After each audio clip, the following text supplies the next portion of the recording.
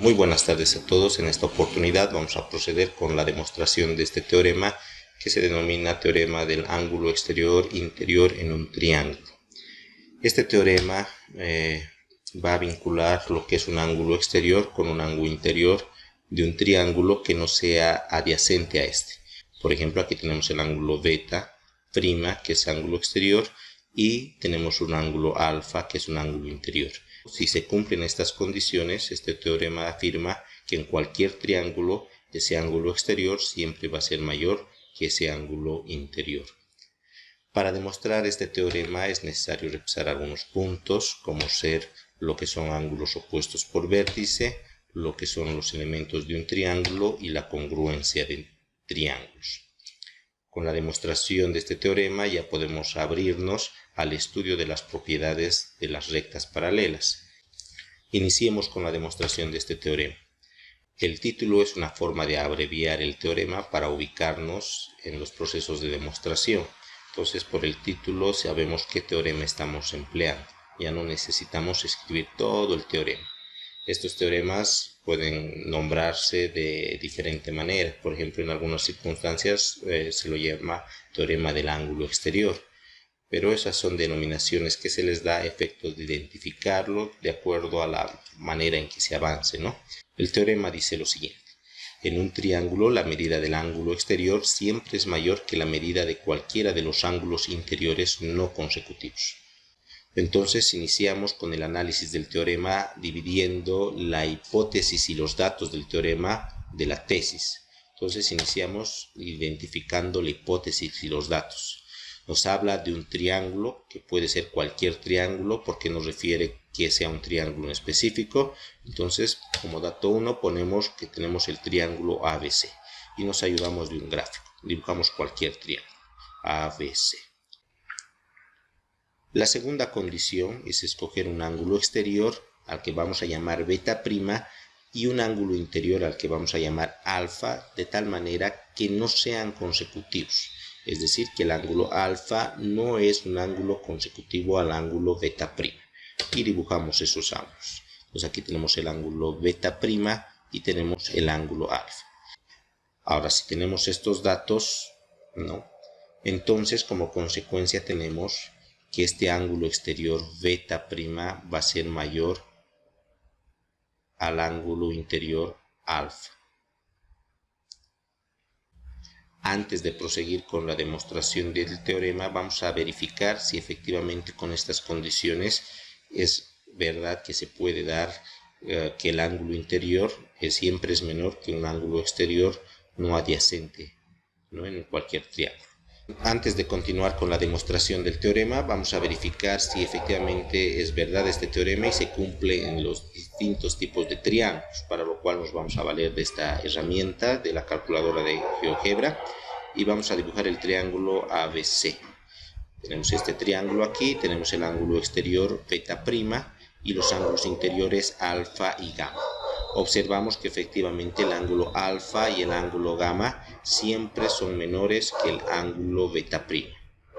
Bueno, aquí tenemos un ángulo acutángulo, vamos a transformarlo en rectángulo y aunque lo hemos vuelto rectángulo, también sigue siendo el ángulo exterior beta prima mayor.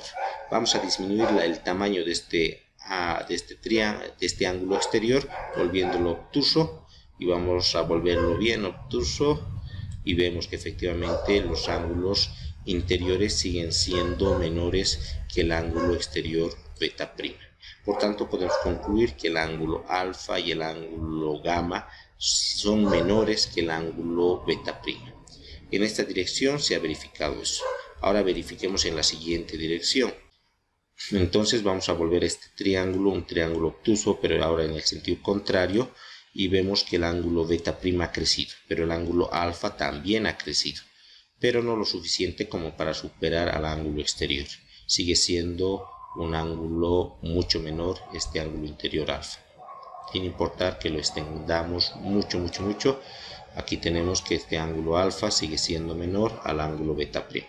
Por tanto, el teorema sería cierto. Si volvemos, si lo convertimos en un triángulo acutángulo nuevamente, efectivamente sigue siendo beta prima exterior mayor. Si lo volvemos rectángulo en este otro lado, aunque se vuelva 90 grados alfa, sigue siendo el ángulo beta prima mayor. Por tanto, el teorema inicialmente sería verdadero. Ahora debemos proceder a su demostración a través de un proceso lógico. Si a través de este proceso lógico llegamos a evidenciar que el teorema es cierto, entonces podemos confirmar que este teorema se cumple para cualquier triángulo. Entonces vamos a continuar con la demostración y nos vamos a valer para este proceso de demostración por una demostración directa. Tenemos ya la hipótesis y sabemos la tesis a las que queremos llegar, entonces vamos a continuar con la demostración. Vamos a poner nuestras afirmaciones y nuestras justificaciones. Vamos a proceder con un proceso de construcción, para lo cual vamos a dividir este segmento AB en dos partes iguales, de manera que vamos a escoger un punto D, de tal manera que vamos a tener un segmento AD igual a un segmento DB. Lo estamos dividiendo en dos, ¿no? Ya tenemos dos segmentos iguales ahí. Esto por un proceso de construcción, ¿no? Y ahí están los dos segmentos iguales y los marcamos para poder diferenciarlo. Como punto 4 vamos a trazar un segmento desde el punto C al punto D y lo vamos a prolongar hasta un punto E, pero con la condición de que este segmento DC sea igual al segmento DE. Entonces ya hemos marcado eso, lo estamos construyendo también estos segmentos. Esos van a ser iguales y los marcamos. Muy bien. Ahora vamos a trazar como punto 5, vamos a trazar un segmento de E hasta B y lo vamos a prolongar hasta un punto F. Entonces vamos a trazar de E hasta B un segmento y lo vamos a prolongar hasta el punto F. Todo esto lo hemos hecho a través de un proceso de construcción. Entonces la justificación es todo por construcción.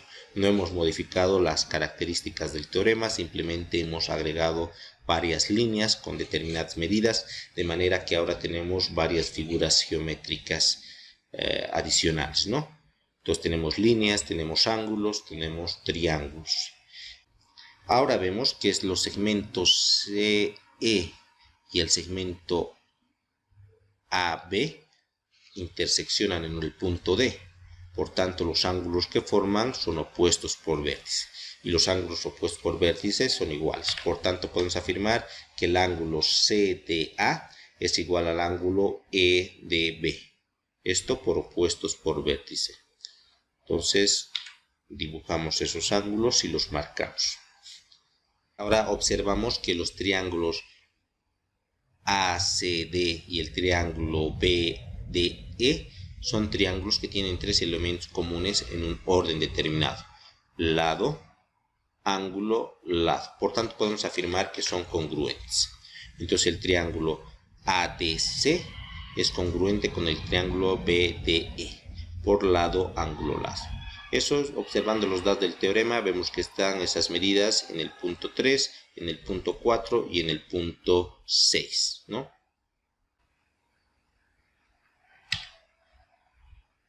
Entonces tenemos dos triángulos que son congruentes. Si son triángulos congruentes, entonces sus lados y ángulos correspondientes van a ser iguales. Entonces a este lado que tiene las dos marcas, que es el segmento DC, se opone el ángulo alfa. Entonces al segmento DE también se va a poner alfa. Entonces voy a marcarlo con alfa, este ángulo, que es prácticamente el ángulo DBE. ¿Sí? Ahora observamos que también tenemos un par de ángulos opuestos por vértice. El ángulo DBE con el ángulo FBG. Entonces también marcamos esos ángulos que sean iguales y también es igual a alfa porque son opuestos por vértice. Entonces muy bien, alfa también va a ser DBE y también va a ser FBG por opuestos por vértice. Ahora observamos que el ángulo beta prima es la suma de dos ángulos, el ángulo alfa más el ángulo FBC. Entonces tenemos que el ángulo beta prima es la suma del ángulo alfa y del ángulo FBC. Esto por el axioma de todo y sus partes, ¿no? El todo es igual a la suma de sus partes. Ahora, si a esta igualdad le quito una cantidad, entonces lo que voy a tener es una desigualdad. Esto por definición de desigualdad. Y con esto hemos llegado a la tesis, por lo tanto el teorema ya quedaría hasta este punto demostrado. Entonces ponemos el teorema está demostrado. Este teorema es evidente y se cumple la desigualdad, ¿no? Que el ángulo exterior es siempre mayor que cualquiera de los ángulos interiores no adyacentes a este. Vamos a pasar a una aplicación. La aplicación dice lo siguiente, en la siguiente figura demostrar que θ es mayor que alfa.